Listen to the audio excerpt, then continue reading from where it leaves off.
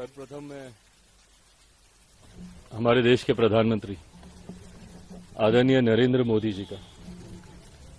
हृदय से आभार प्रकट करता हूं। उन्होंने हमेशा जिस प्रकार गठबंधन के भीतर मेरा संरक्षण किया, लोक जनशक्ति पार्टी रामविलास को उचित मान सम्मान देने का हमेशा कार्य किया। मेरे नेता आदरणीय रामविलास पासवान जी को जिस तरीके से उन्होंने अपने साथी, अपने दोस्त की तरह, उनके रहते हुए और उनके जाने के बाद भी जिस तरीके से उनके मान सम्मान को हमेशा ऊंचा करने का काम किया, ऐसे में लोक जनशक्ति पार्टी रामविलास का हर एक कार्यकर्ता आज खास तौर पर हमारे प्रधानमंत्री जी का धन्यवाद करता है, क्योंकि आज पुनः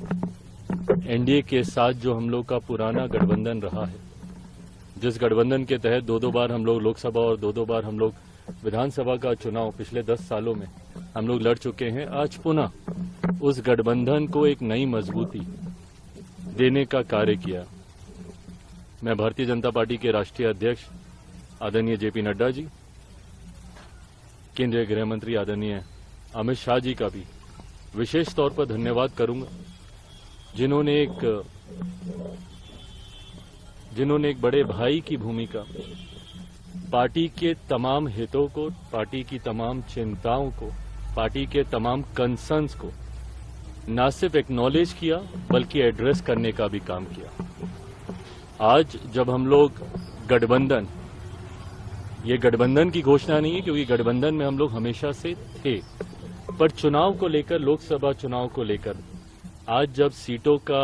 बंटवारा हो चुका है, गठबंधन का स्वरूप पूरी तरीके से तैयार हो चुका है, तो इस मौके पर मैं केंद्रीय गृह मंत्री आदरणीय अमित शाह जी का, आदरणीय जेपी नड्डा जी का भी अपनी तरफ से, अपनी पार्टी के हर एक कार्यकर्ता की तरफ से उनका भी मैं धन्यवाद करता हूं। आने वाले दिनों में लोक जनशक्ति पार्टी रामविलास सिर्फ और सिर्फ एक ही लक्ष्य के साथ इस रण में उतरेगी कि बिहार की 40 सीटें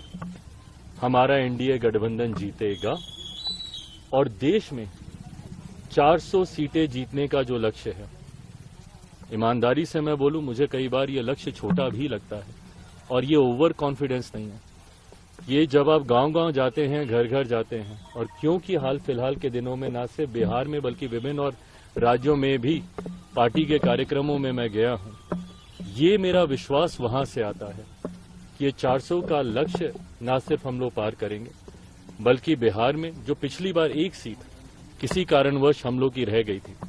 इस बार 40 की 40 सीटें एनडीए का ये गठबंधन मिलकर जीतेगा। सर 2014-2019 का जो फॉर्मूला था सीटों को लेकर, क्या उसको लेकर कुछ आप बता पाए?